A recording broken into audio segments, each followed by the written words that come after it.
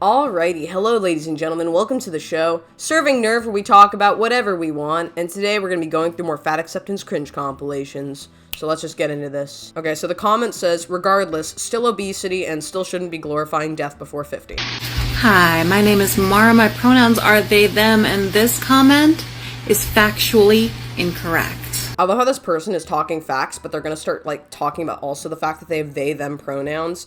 And on a logical argument basis, you can definitely argue that that's kind of, logically contradictive. Not trying to be a jerk, because at the end of the day, I do believe that you can identify as whatever you want. But I am going to point out, particularly because the idea of identifying as anything other than one of two genders, whilst also arguing against specific scientific claims or making scientific claims, could come off to some people as contradictive, which is why I want to mention it. Let's talk about the actual numbers. Right now, people who are fat phobic justify that fat phobia by using one thing: our health. They're just worried about our health because we're going to die, apparently before the age of 50. So assuming that life expectancy wasn't really an issue, what would they have left to justify their hate? Even if you live a long life, you can live a debilitating life. You can make so many arguments against being morbidly obese. You can be in more pain, have more medical complications, suffer more, deal with more hormonal issues, but you'll still live past the age of 50. Would you want to? I don't know, but I'm just saying, just because you happen to live doesn't mean it's a good life to live, okay? And I don't know. We can argue statistics, we can argue the numbers, whatever, but at the end of the day, when you are morbidly obese, you have a higher chance of dying from the complications that involve themselves with morbid obesity. You can die younger. You can also end up being, more debilitated at an earlier age in your life. So I don't know why we're arguing this. You're better off arguing something more on a moral basis or a body acceptance basis. Those things are actually more arguable, and arguing for social justice and human rights and whatever stuff like that. You can argue those things much more easily as a morbidly obese person trying to be involved with fat acceptance and haze and stuff like that, instead of arguing about the health ramifications of being severely overweight and living long term. One of these things is less measurable on a statistical basis, so I'm sure that we're all aware that lots of things can affect life expectancy. For example, short people don't live as long as tall people. People who have a I think it's the opposite, right? I've actually heard the opposite, your life expectancy is actually shorter the taller you are, or when you are a taller person versus somebody who's shorter.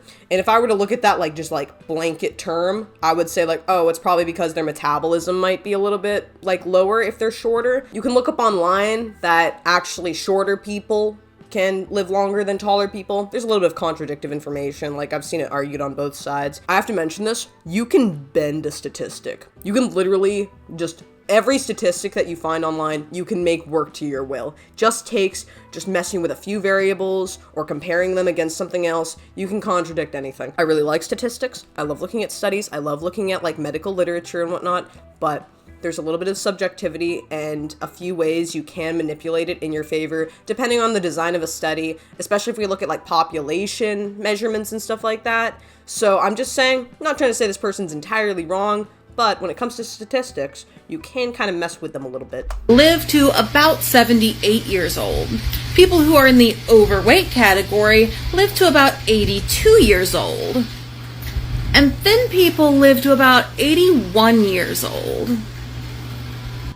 That's only about 4 years, folks. My question is, if you're truly just concerned about people's health, why are you not addressing actual real health concerns? I mean, obesity does have higher risks for heart disease, cancer, arterial calcification, diabetes type 2, high blood pressure. But in general, you can have a bunch of issues as a morbidly obese person. And also, if you were just talking about overweight, there's a difference between overweight and morbid obese, okay? Morbidly obese individuals, there's morbidity to the name for a reason. You have a higher risk of death and metabolic disease that can cause you to die early. So I don't know why this person's only listing off a few little bits here and there. I wish they were a little bit more in depth with their claims or their debunking of a comment, but I feel like they're a little bit off the mark here, and also being defensive over something that's factually just what it is. So I don't know. Emotional strain or chronic stress shortens life by about 3 years. Listen, baby, I gotta tell you, I've lived a really stressful life, done a lot of really stressful things. You know, I've been getting like white hairs since I was like 10, okay? I'm gonna tell you, I'm rocking a little bit less than a few years. I'm gonna say like maybe a decade, and then I'm, you know, gonna be on a deck of wood, 6 feet under, if I could afford a coffin. Not only that, it can trigger things like diabetes, because diabetes is a trauma-related issue. No, it's not. No. And also, this person's not specifying types 1 or 2, but usually when you are dealing with really stressful situations, you're more likely to rely on specific substances, alcohol, cigarettes, other, substances. And also, you are likely to stress eat. You are likely to eat things that are hyperpalatable because maybe they soothe you in a regard. Maybe you live a high-stress life, you don't have a lot of time to cook, you use, like, fast food and stuff. Type 2 diabetes is dietary. It is almost 100% dietary. There are a few exceptions when it comes to specific metabolic disorders that people have. But point I'm trying to make is type 2 diabetes is dietary. It's related to diet. You can actually reverse it in a lot of cases because if you change the diet, you're changing the behavior, you're changing the fatty acid buildup in your body, you can actually decrease your risks and or help bring down that type 2 diabetes. You don't need to be on medication forever a lot of the time. A lot of people through dietary changes have reversed their need for insulin from type 2 diabetes. I'm just saying, my dudes. I'm just saying. High blood pressure, heart attack, stroke. Are fat people under chronic stress? I think so.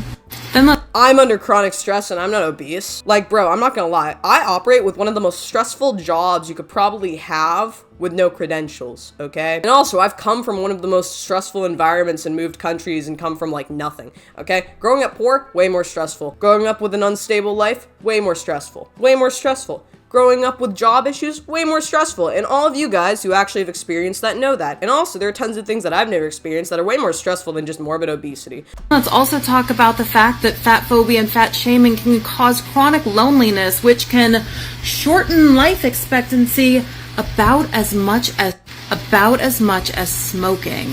A difficult childhood reduces lifespan by about 20 years. Ah, fuck, I'm screwed. I'm basically gonna die at 30 now. Like, dude, I've had so many of these compounding factors, there's no way I'm gonna live to 30. Oh well. This is referencing ACEs scores such as child abuse, child neglect, things like that.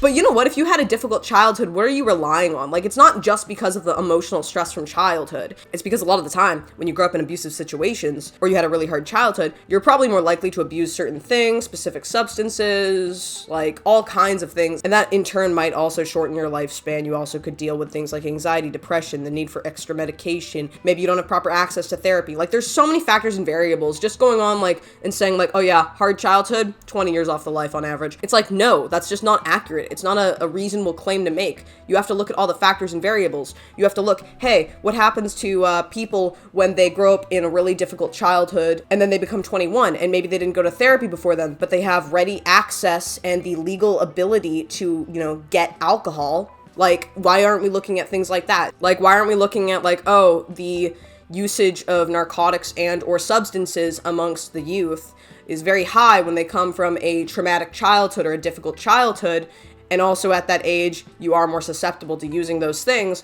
so then you kind of jump on that bandwagon instead, and that's what shortens your life. Like, there are so many variables that go into this. You can't just make these claims and then be like, oh yeah, obesity, like loneliness, fat shaming, that's what ends people's lives or whatever. It's just ridiculous. If you're concerned with health or life expectancy, treating people well is the best thing you can do.